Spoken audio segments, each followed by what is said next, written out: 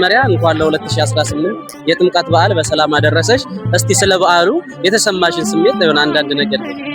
በጣም ደስ ይላል። እንደዘንድሮ አይቻልም ለየት ያለ ነው እና ደስ ብሎኛል በጣም ጥምቀት ደስ በጣም እግዚአብሔር ይመስገን። ለሚቀጥለው ደግሞ ሰላም ያድርሰን ነው ማለት ነው። አሜን አሜን አሜን። እግዚአብሔር ሰላሙን ይስጠን። በመጀመሪያ እንኳን ለ2018 የጥምቀት በዓል በሰላም አደረሰ። እስቲ ስለ በዓሉ የተሰማን ስሜት አንዳንድ ነገር ይበሉ።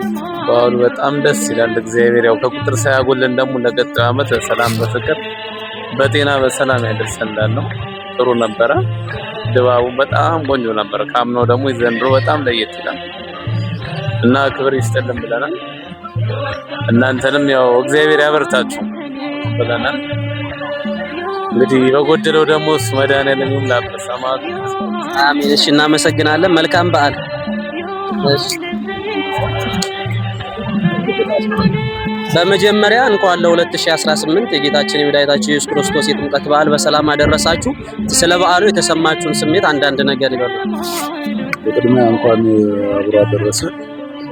ዛሬ የምናከብረው የጌታችን የመድኃኒታችን ኢየሱስ ክርስቶስ የተጠመቀበትን በዓል ነው እና ሁሉ የክርስቲያን ማህበረሰብ በሙሉ በተለይ ወለጅት ክርስቲያኖች በሙሉ እንኳን አደረሳችሁ ማለት እፈልጋለሁ። ይሄ በዓል ሁላችን ከመጣብን ዕዳ ነፃ ልንወጣ ጌታችን መድኃኒታችን ኢየሱስ ክርስቶስ በዮርዳኖስ ተቀብሮ የነበረውን የዕዳ ደብዳቤያችንን ሊቀድልን በጥምቀት እግዚአብሔር ልጅነትን ሊያሰጠን ደግሞም ተጠምቆ ተጠመቁ ሊለን በዚህ ዕለት የተጠመቀበትን በዓል የምናከብርበት ዕለት ነውና በቤተክርስቲያናችን ታላቅ በዓል ነው። ከልደት ቀጥሎ የክርስቶስን የመገለጥ በዓል የምናከብርበት ነው።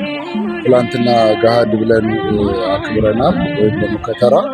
ከዚህ ቀን ጀምሮ ያለው ቀን የቤተክርስቲያናችን ስርዓት ዘመነ አስተርእዮ ወይም የመገለጥ ወይም የገሃድ በዓል ይባላልና ክርስቶስ በአጭር ቁመት የጠባብ ደረት ተወስኖ ዓለምን ለማዳን ወደዚህ መጥቶ የተገለጠበት ጊዜ ነውና ዘመነ አስተርእዮ ዘመነ ወይም ደግሞ የመገለጥ ዘመን እንላለንና ክርስቶስ እኛን ለማዳን ከላይ ከነበረው ክብሩ ዝቅ ብሎ ወርዶ የሰውን ስጋ ተዋህዶ ሰው አምላክ ሆኖ አምላክ ሰው ሆኖ የተገለጠበት ጊዜ ነውና ይሄ በዓል ለቤተክርስቲያናችን ታላቅ በዓል ነውና እንኳን ሁላችንም ለዚህ በዓል አደረሰን።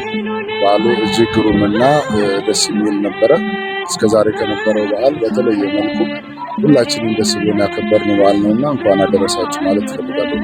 እንኳን አብሮ አደረሰን ለሁላችንም። መልካም በዓል ይሁንላችሁ። እናመሰግናለን። በመጀመሪያ ለ2018 የጥምቀት በዓል እንኳን በሰላም አደረሳችሁ። ስለ በዓሉ የተሰማችሁን ስሜት አንዳንድ ነገር በሉ። እንኳን አብሮ አደረሰን። በዓሉ በጣም ደስ ይላል። ደስ የሚል ነገር አይቻልም። እሺ እናመሰግናለን። ክብር ይስጥልን። እንኳን ለ2018 የጥምቀት በዓል በሰላም አደረሳችሁ። እስኪ ስለ በዓሉ የተሰማችሁን ስሜት አንዳንድ ነገር በሉ። በጣም ደስ ይላል። አሪፍ ነው። እሺ እናመሰግናለን። እንኳን አደረሳችሁ ማለት የምትፈልጊው ካለ ማድረስ ትችላለሽ። በዓሉ ደስ ይላል። እግዚአብሔር ይመስገን። ሁላችሁም ለክርስትና እምነት ተከታዮች እንኳን አደረሳችሁ። እንኳን አብሮ አደረሰን። እናመሰግናለን። መልካም በዓል ይሁንላችሁ። ሰላም ነው። እንኳን አደረሳችሁ። እስኪ ስለ በዓሉ የተሰማችሁን ስሜት አንዳንድ ነገር ለተመልካቾቻችን ያደርሱ።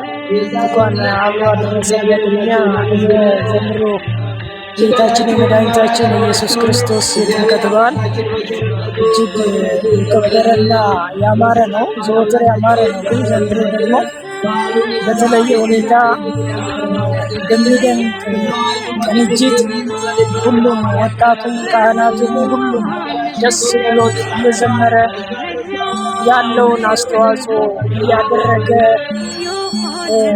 ሰረገላውን እንዲሁም ስዕላትን አዘጋጅቶ ለታቦቱ ማጀቢያ ያመጣውን ስታይ ተዋህዶ ሃይማኖታችን ሃይማኖት፣ እምነት፣ ጥበብ፣ ባህል እንዲሁም ደግሞ የሰማይ ቤት መሆኗን የተረዳንበት የዕዳ ደብዳቤያችን የቀለጠበት ዕለት እውነትም ትክክለኛ የክርስቶስ የጥምቀት ዕለት ነው ብለን እንደዛ አስቤዋለሁ እና እጅግ ደስተኛ ነኝ። በጣም ነው ደስ ያለኝ።